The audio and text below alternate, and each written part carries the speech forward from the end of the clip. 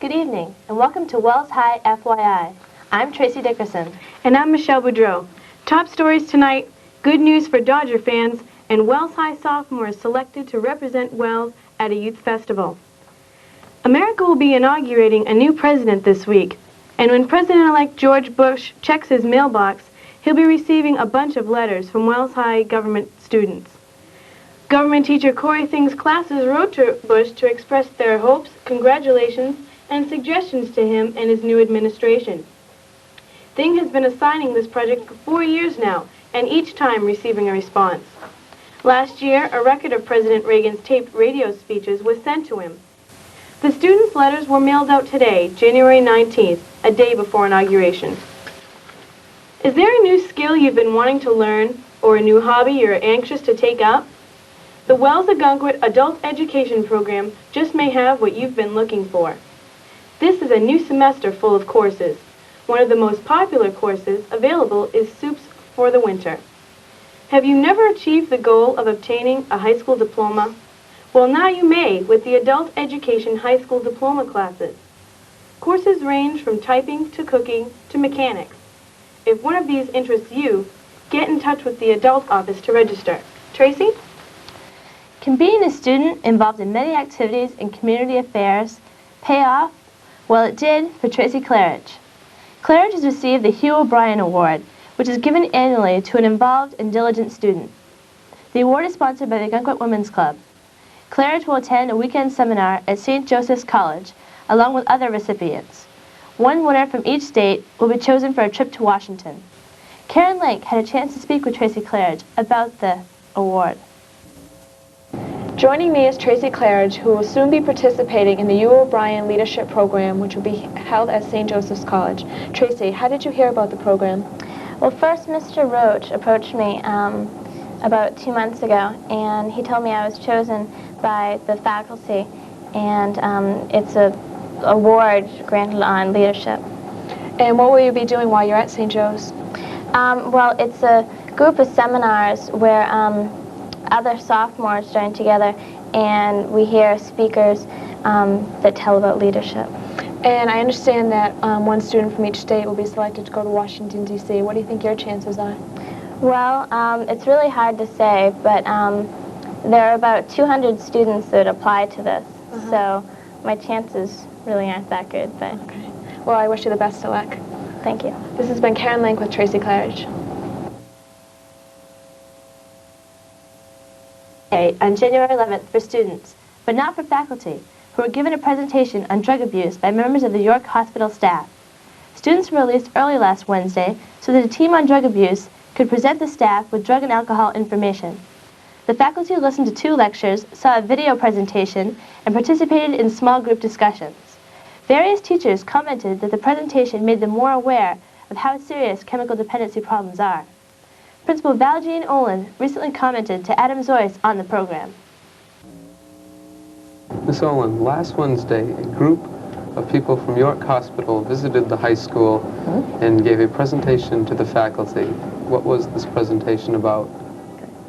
This was the second of 4 presentations that York Hospital will be making to the faculty. This is an ongoing program of in-service education for faculty in the area of substance abuse and chemical dependency. While York Hospital is presenting us with information, ideas, what our principal concern is, what are the effects of substance abuse and chemical dependency in the classroom on these young people that we have to work with day after day. What are your feelings about the presentation? Well, the first presentation we had was about 4 hours in length and covered a number of topics. This presentation dealt with what is called codependency. That is, people who are affected by someone else's involvement in substance abuse. I thought it was a more difficult presentation to cope with because it was a more emotional kind of topic than had been those that we covered in the first session. So that I need to say it was hard work for the faculty to deal with this one. It's hard work for me. I had to do a lot of thinking, ask some questions, try and apply what I was being told to what happens when I try to work with a group of young people. In the end, I think it's all going to add up to a valuable experience for us. Everyone loves spaghetti. At least co-op coordinator Bob Roach and his students hope so. They are getting prepared to sponsor dinner, which will be held on March 15th, preceding the Winter Athletic Awards night. Tickets are being sold by all co-op students at $3 per person, and all proceeds will go towards the co-op scholarship fund.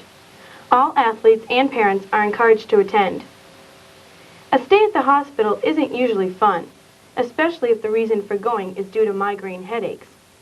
English teacher Barbara Rordans recently spent a week in Boston's Faulkner Hospital undergoing treatment for recurring migraines. Rordans entered the hospital on January 3rd and was released on January 9th. She is recovering at home and planning to return to school this week. In other news, Wells High's National Honor Society has initiated a new program for members. This year, all members of the society are required to perform 10 hours of community service. 2 students have chosen to help out at the junior high.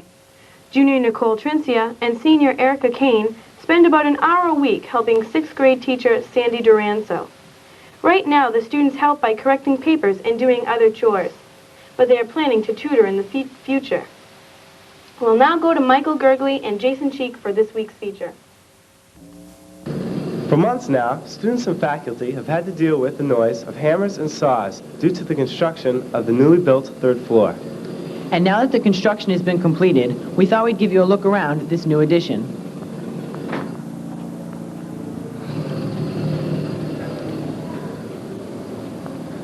To your right, we have a room that will be occupied by Mr. Roach and the co-op department.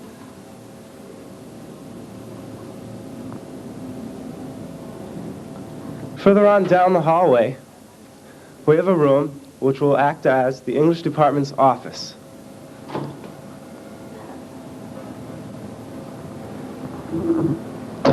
Over on your right, we have a selection of new lockers, an elevator, and a girls' and boys' bathroom. And on our right, on our left, we see that there's a new water fountain that's slightly different from the ones downstairs. Also to your left, you have a room that will be occupied by both Miss Beecham and Mrs. Baker. Continuing on down the hall, we have these 3 rooms. They will be occupied by the journalism department.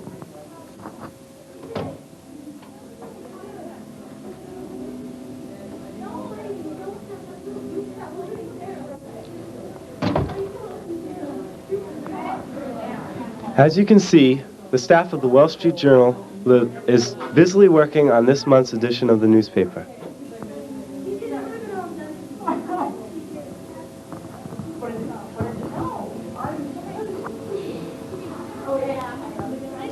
Down this long, straight hallway, we can see 2 burgundy rooms, which will be occupied by Mr. Hammelman and the other one by Mrs. McDonald. To your right, there will be 2 rooms that will be used for storage, as well as lockers.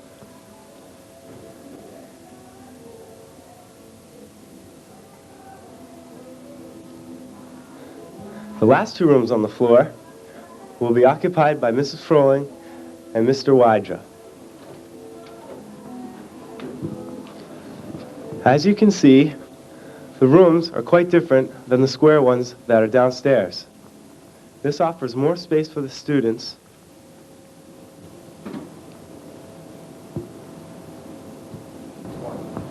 Students will begin attending classes as soon as equipment arrives. For FYI, this has been Jason Cheek And Mike Gergley. Good evening and welcome to FYI Sports. I'm Missy Chase. And I'm Holly Weber.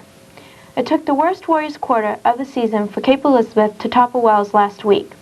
The boys' Warriors were able to overcome an early deficit to break open an 8-point lead by halftime. Yet the Warrior offense fell apart in the third quarter when they outscored 15-4 by Cape Elizabeth.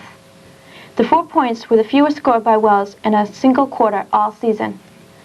The game was decided in the final 2 minutes with Wells trailing by 3 points. Mike Gergerly and Chopper Carter attempted 3-pointers to tie the game, but they missed.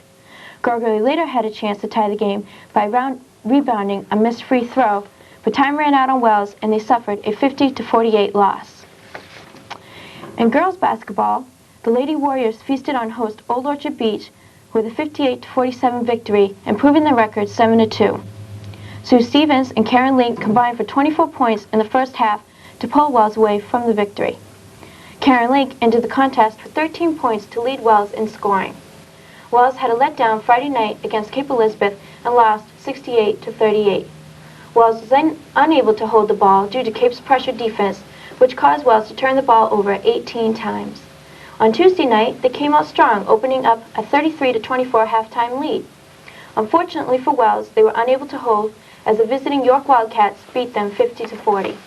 Wells, whose record stands 7-3, plays its next game on January 26th against visiting Marshwood. The JV girls basketball team dropped their record to an even 5-5 as they ran into a small slump, losing 2 in a row. Recently, the girls lost to Old Orchard 43-39. High scorer for Wells was Carrie Sheehy with 10 points. Debbie Alexander also played well for the Warriors. The team is hoping to break out of their slump tonight when they host the Marshwood Hawks.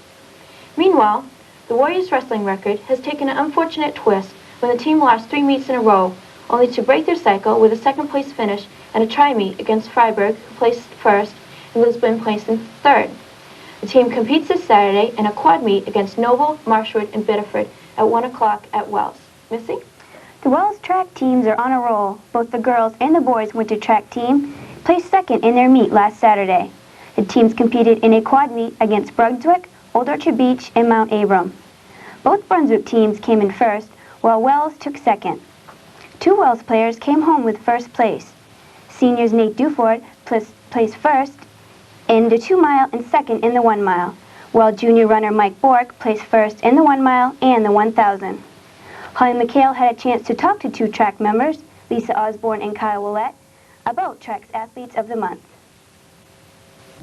Hi, I'm here with Lisa Osborne and Kyle Willett, who both were recently chosen as Athletes of the Month in winter track. Hi. Hi. Lisa, what events do you participate in? I do the long jump and the triple jump and the relay.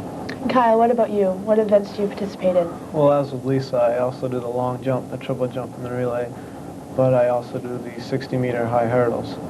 And out of your 3 events, which one would you think is your favorite? I think I have to say the triple jump because I seem to do the best in the triple jump. And Kyle, out of your 4?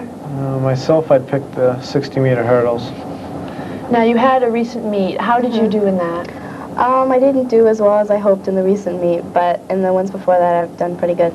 What about you, Kyle? How did you finish?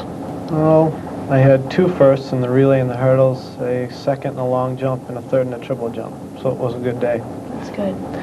Lisa, have you qualified for states yet? Well, qualifying for states is the top 3 in your school for the jumping events, and so being one of the 3, I've qualified. That's good. Congratulations. Thank you. Kyle, what about you? In 60 hurdles, I've already qualified, and the rest of my events are open, and I'll find out later if I have. Well, good luck. Thank you you. for joining me. Thank you. This has been Holly McHale reporting for FYI. Now back to the studio. If you're not a skier but would like a sport to keep you busy on these cold winter days, why not try ice skating? The Wells Recreation Department sponsors an ice skating program every Thursday at the Notre Dame Ice Arena in Alfred. The program is for junior high and high schoolers. The bus will leave the junior high at 2:15 and return at 5:30, giving students 2 hours of ice-capade fun. The program will go for 7 weeks at $25. Right now, there are not enough students to keep the program going. So if you don't want to miss out on all the fun, sign up now in the office at your school or send your registration to the Wells Recreational Department. Your winter fun has just begun. Attention all baseball fans, it's time to get your bats and gloves out of the closet. No, it's not spring training yet, but baseball fever will definitely be in the air, as the Wells will be visited by several of baseball's favorites. Members of the Los Angeles Dodgers will spend this coming weekend signing autographs at St. Mary's Church, followed by a dinner with the public. Join us on our next FYI when Holly McHale will be interviewing Dodger manager Tommy Lasorda and other surprise team members. Holly? Can someone experience a deja vu after a 7-year period?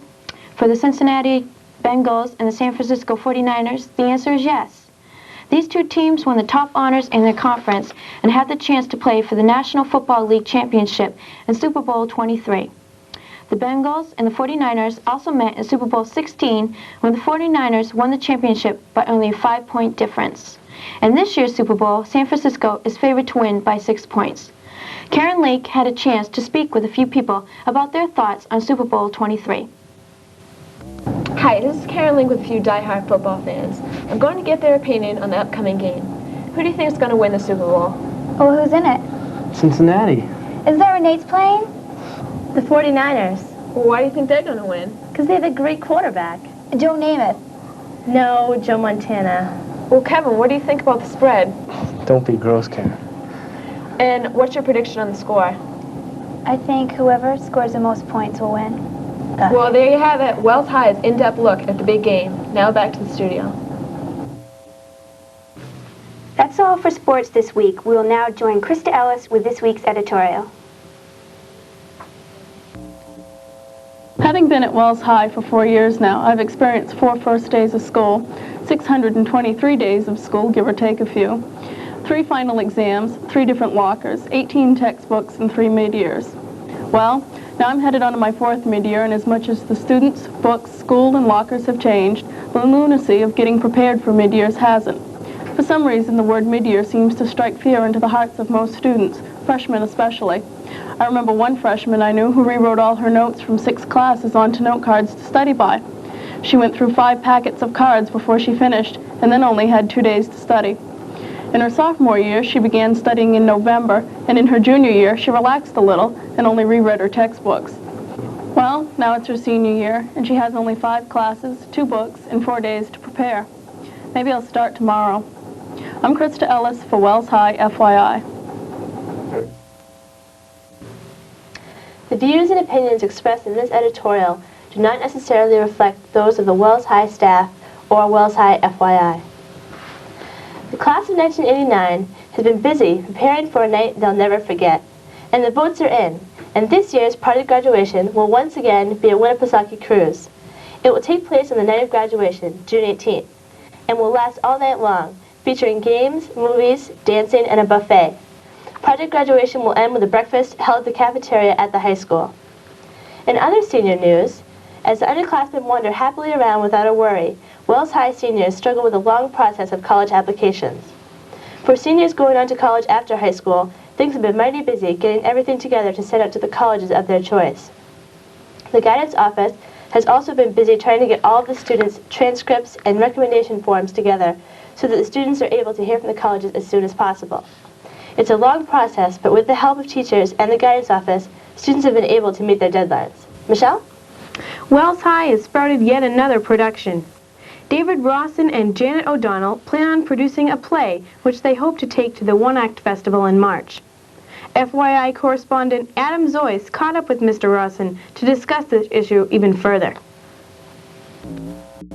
I'm here with Mr. David Rawson, director of the One Act Play. Hi. Why did you decide to produce a One Act Play? Well, when I was in high school, we did a lot of work with the One Act Play, the One Act Play Festival. We went up to the States, and that was a lot of fun for us. And so when I got on the other side of the desk, when I became a teacher, that was one of the things that I'd hoped to be able to do when I got back to high school, not just the One Act Plays, but to be involved with plays in general. But the festival is a lot of fun, and that's mostly why I want to do it, not just for them, but for me as well. But what is the play contest? The One Act Play Festival is a bunch of schools that come together and perform plays. This year it's being run sort of by a class system, and the class you're in is based on whether you've won in the last 2 or 3 years, I believe. But in any case, you bring a play, a short one-act play, has to be a certain length of time or fall under time constraints, and perform that. And there are 3 judges who will sit back and watch what happens and say, this was good, this was bad, this is where you should improve, this is where it was excellent. And in the end, you get a score, and then that'll be compared to the other school's scores, and somebody will win. Who sponsors the competition? The State Principals Association sponsors this event. They sponsor several extracurricular kind of activities, and this is just one of them. They've been doing this for more years than I can remember. What are the benefits of producing a one-act play? There are benefits on both sides. From the director's side, it's an opportunity to work with the kind of students or the kind of actors who haven't had all their acting ideas solidly formed, and to help them along the way and maybe show them why it might be something they want to pursue later on. For the students, it's probably the first serious chance that they have to do some very serious acting in front of people who are looking and people who know what serious acting is, and will say, you guys are doing well, you guys aren't doing so well. And maybe to look at what the career of theater is like and maybe decide to go into it or not. Okay, well, thank you for spending time with us. Sure, Now back to the studio. Saying goodbye to a school official is never easy, but finding a replacement is even worse. After 4.5 years of service in the Wells-Agankrit Central School District, Dr. Grant McGriffin resigned his position of Assistant Superintendent. He has accepted a position at District 16 in West Hampton, New Hampshire. Applications for the position have been steadily coming in, 29 to date, while more are predicted before the closing date, which is January 25th. The initial screening committee is presently reviewing the applications, which will be narrowed down to a workable number. What seemed to be a small addition to the Wells High Library is turning into major renovations. The library was closed the last school week in December to finish work on the new addition. Boxes of books, shelves, and tables were moved to remove the former windows, revealing the new area to be dedicated to English teacher Dorothy Evans. The larger library is being recarpeted and new shelves will be assembled. Eventually, new books will be purchased to fill these shelves. The library office has also been enlarged for storage of audio-visual equipment and back issues of magazines. Librarian Charlene Ober says 5 years of back issues can now be stored instead of 3. The library will probably reopen shortly after the second semester resumes. Tracy? Smile and say cheese, seniors, because the Wells High yearbook staff members have deadlines to meet. By February 1st, all senior candid photos have to be taken. This will wrap up the senior section of the yearbook, which is already ahead of schedule. Sports and other activities will be photographed by March 1st. This will be the last deadline before the yearbook is sent to be printed. Yearbook advisor Nancy Trottier says the basic setup of the yearbook will be the same, but the designs and the cover will be different. There are about 220 pages with an index.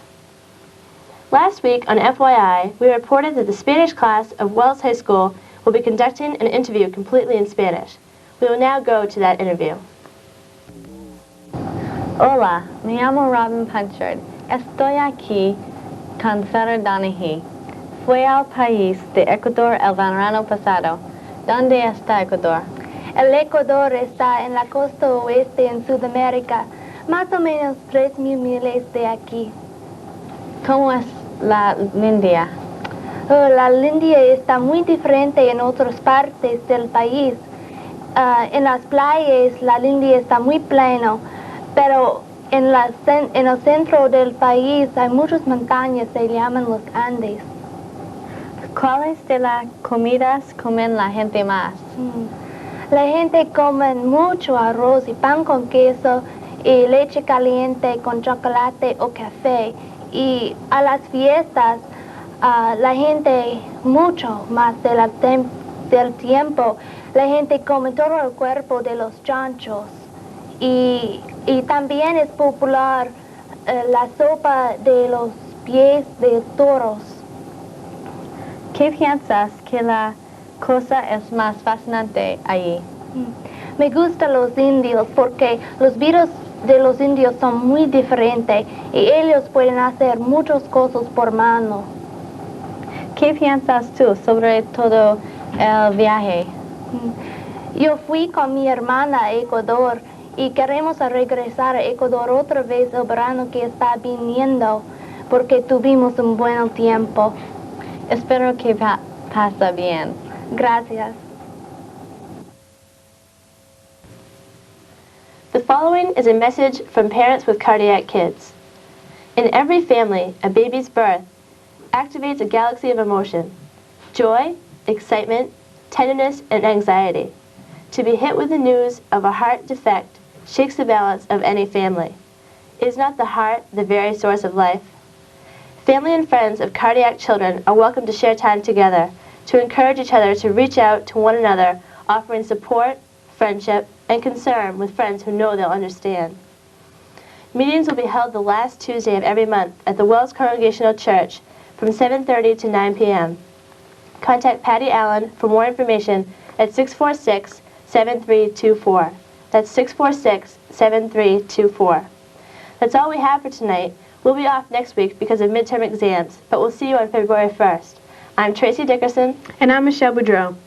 Good night. Good night.